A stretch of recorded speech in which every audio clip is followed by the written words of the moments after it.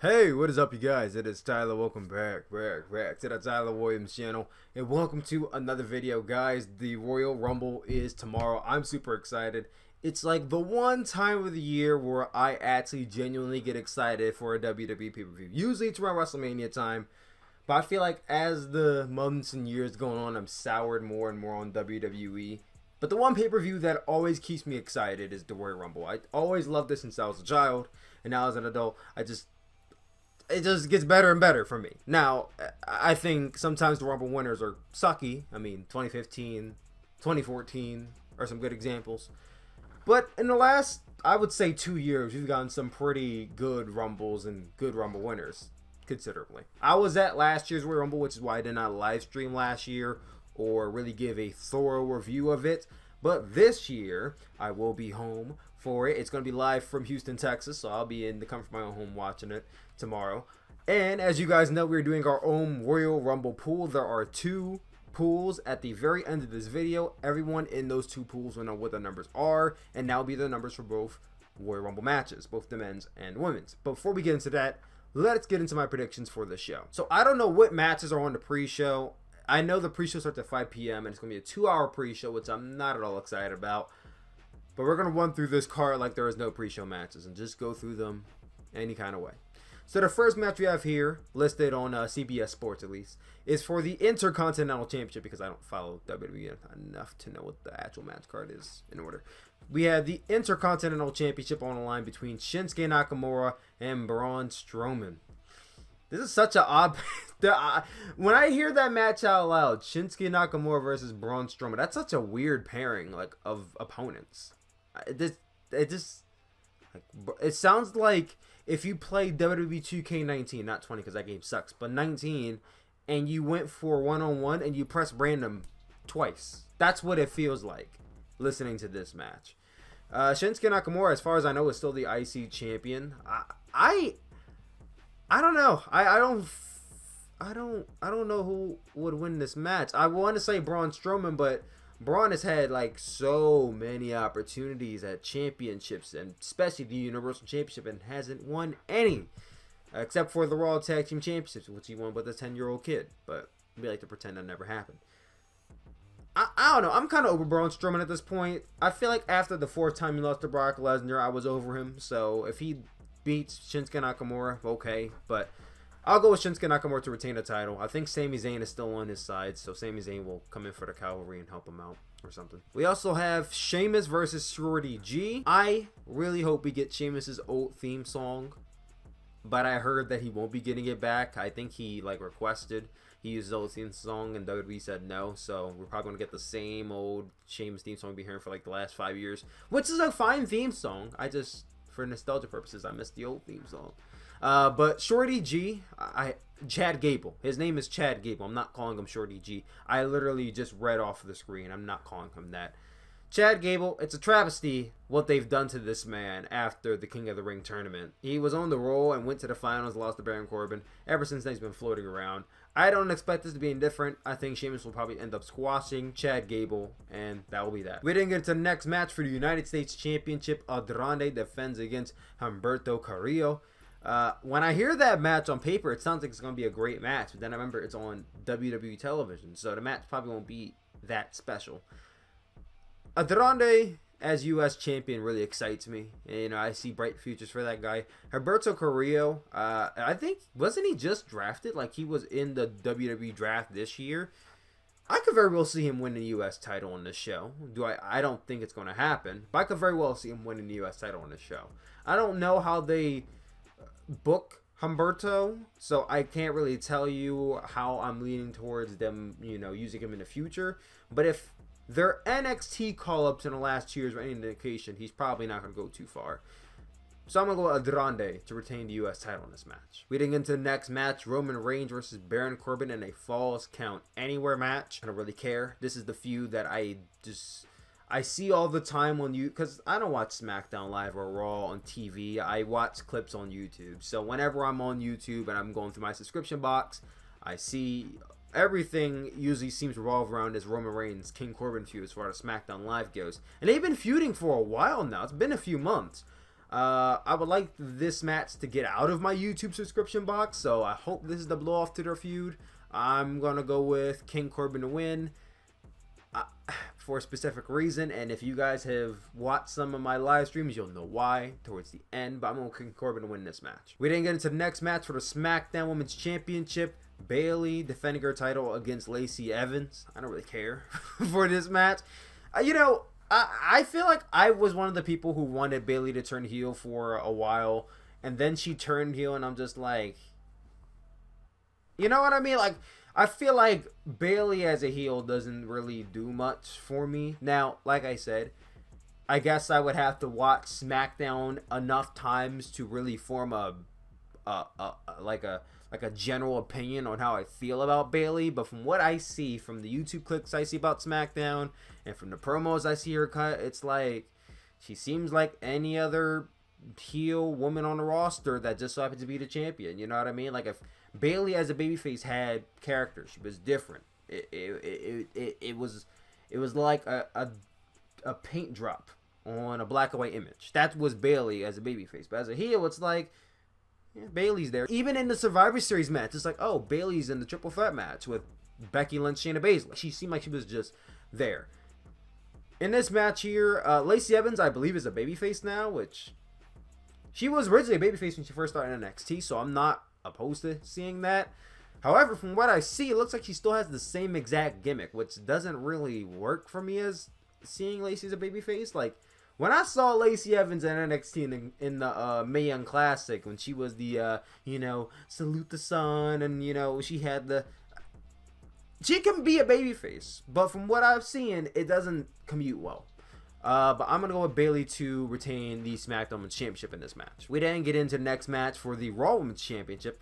Becky Lynch defends against Asuka. This is a match that seems to be 1 year in the making, even though it seems like this match really took a 9-month break, and then they just decided to pick this match back up. I was there for the Becky Lynch versus Asuka match, last year's Royal Rumble match. I was very much behind Asuka, and she ended up winning. She tapped out Becky Lynch to win the championship. And really, did she win the championship or did she retain? I think she might have retained. I think she retained the championship. I think she retained the championship. I might be wrong though. To retain the championship from Becky Lynch, and it was a good match from what I remember. But like for a long period of time, because you remember Asuka ended up dropping the title to Charlotte, and Becky ended up winning both titles at WrestleMania. For a long ass time, they put Asuka on ice and they did nothing with her. They didn't acknowledge the storyline ever again. Then towards the end of the year, when they started having, Asuka and Charlotte team up, not Asuka and Charlotte, Asuka and Kairi team up, the Kabuki Warriors, and then they were doing the whole feud with Charlotte and Becky, that's when they're like, oh, remember when we had this, So, I see the parallels. I see what they're trying to do. I feel like it was a little last minute for them to just pick up on this now, but I'm not going to complain too much because it's continuity, and I have to give them credit where it's due. They came back to a storyline that they dropped, so they get a little bit of credit from me. I'm going to go with Becky Lynch to retain the title, get her win back from last year. As awesome as it would be to see Asuka beat Becky Lynch for the Raw Women's Championship and go on to WrestleMania as the champion to face, I don't know, Kairi or somebody else, but I think Becky's going back into WrestleMania as a champion. We get into the next match. The Fiend, Bray Wyatt versus Daniel Bryan for the Universal Championship in a strap match. Now, I've seen a strap match before on WWE TV. It was like probably 10 years ago, back in like 2004 with like Eddie Guerrero and I think JBL. That was like the last strap match I think I ever saw from WWE. And I don't even remember if it was JBL and Eddie Guerrero, but that's what's clicking in my head right now. So I don't know what the rules will be in this match. I don't know how it's going to go down. For the last month, I've been having this very, very, very weird feeling in my gut that Daniel Bryan is somehow, some way going to beat The Fiend and win the championship in this match. And I feel like with the added stipulation of it being a strap match, I don't know how he's going to do it. I don't know if it's assisted by Kane. I don't know if it's going to be him wrapping the strap around his legs, tying him up as many times as he can. Maybe like, old school, tie his arms around, tie his legs around so he can't move and then like cover him. I don't know what Daniel Bryan's going to do, but I have a feeling Daniel Bryan might end up beating The Fiend tonight. Now, do I want The Fiend to lose? No, I don't. But if it is to somebody, Daniel Bryan is, I don't want to say worthy, but I wouldn't be mad if it was Daniel Bryan. I wouldn't be mad if it was Daniel Bryan. So, hot shot in the dark. If it doesn't happen, I'm not going to be upset if The Fiend beats Daniel Bryan.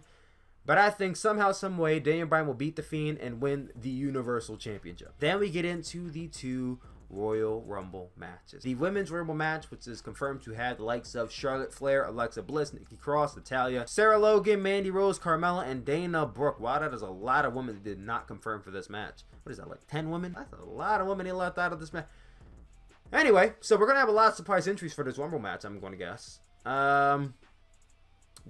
It's pretty interesting to me that they have announced no NXT wrestlers for any Rumble. So I guess they're surprises, even though really with the whole Survivor Series thing that just happened, it's not really a surprise anymore that NXT will be in this match. But I guess they wanted to, you know, make it seem more ominous and who's going to be in the match. For the Women's Royal Rumble, I've been saying this since probably Survivor Series, maybe even earlier, that I believe that Shayna Baszler is going to win the Women's Royal Rumble match, and she will challenge Becky Lynch for the Raw Women's Championship at WrestleMania. Now, who the final 2 comes down to, and how do we get to that point? I think that we get a scenario where we see Shayna Baszler and possibly even Charlotte Flair. I mean, Charlotte Flair was in the final 2 last year. Maybe Charlotte Flair again. Maybe Sasha Banks. Where's Sasha Banks? What is Sasha Banks doing? Is that what? She was not on a card. I didn't hear her announce the Rumble match. She's not anywhere on the... Like, what is Sasha doing? So maybe Sasha and Shayna in the finals, and then, you know, Shayna eliminates her, and she wins the Rumble, something like that. And, yeah, that's what I think for the Women's Rumble match. And then we get into the Men's Rumble match. Now, I don't know which Rumble match is going to be an event. 2018, it was the women. 2019, it was the men. I could very well see the men main eventing this year's Rumble because the Women's Rumble doesn't seem really well put together or built up correctly as the men is. So I could very well see the men going on last. And I don't think anyone should be upset about that. In this match, I've confirmed Brock Lesnar will be number 1. We also have Roman Reigns, King Corbin, Dolph Ziggler, Eric Rowan, AJ Styles, Randy Orton, Elias, Rey Mysterio, Ricochet, Drew McIntyre, Otis, Tucker, Rusev, Bobby Lashley, Aleister Black, Buddy Murphy, Braun Strowman, Shinsuke Nakamura, Seth Rollins, Kevin Owens, Samoa Joe, Kofi Kingston, Big E, The Miz, and John Morris. So that's a lot more than the women had announced for their match. That's a lot of the Rumble they have announced right there. That's probably somewhere over 20. Not necessarily near 30, but probably over 20. So we're going to have at least like 5, maybe 4 or 3 surprise entries in this match. We normally have like 3 or 4 surprise entries. If I take a guess, I think a lot of them are going to be NXT wrestlers. And I think people might be a little upset to know that CM Punk and Edge won't be in the Rumble this year. But I'm not banking on either one of them to be in the Rumble. If it happens for Edge, it'd be a nice mark-on moment. I don't want to see a long run for him because I still worry about his neck. For CM Punk, I think people are hyping themselves up for something that's not going to happen, at least not anytime in the near future. So let's go back to sleep on the whole CM Punk to WWE idea. Let's give that a rest. I do believe that Roman Reigns will win the 2020 Men's Royal Rumble match. Now, begrudgingly, I say that. I don't want him to win.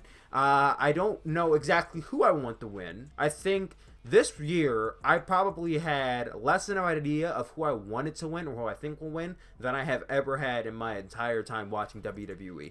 And a lot of this is accrued to the fact that I don't watch these shows enough to really care or follow any of it. But it seemed a little harder to guess this year, and I cannot go wrong with unpredictability. So, if Roman Reigns were to win, I won't be, oh, fuck Roman Reigns and throwing shit. I won't be super upset about it, but I'll be like, all right, I guess, I mean, I got to the point Roman Reigns where it's like, I don't hate the guy anymore. I don't dislike the guy anymore. He's fine with me. You know what I mean? I don't want him to beat The Fiend at WrestleMania. I do believe Roman Reigns wins this match. He will challenge The Fiend. I do not, for the life of me, want to see him challenge Brock Lesnar again. If that's the case, I'm not even fucking watching their match at WrestleMania this year. But if he challenges The Fiend at WrestleMania, I hope he doesn't beat The Fiend. I can't see him beating The Fiend. Now, if I'm correct, then Daniel Bryan wins and beats The Fiend later in the night, then I could possibly see a scenario where... but yeah, that is my Royal Rumble 2020 predictions. What do you guys think? Comment down below. Let me know. And before we get out of here, here are the pools for the Royal Rumble. Right here is pool number 1. As you can see, I have all the numbers listed from 1 through 30. If your name is next to these numbers, that is your number for both the men's and women's Royal Rumble match. Next pool is number 2. If your name is listed next to a number, that is your number for both the men's and women's Royal Rumble match.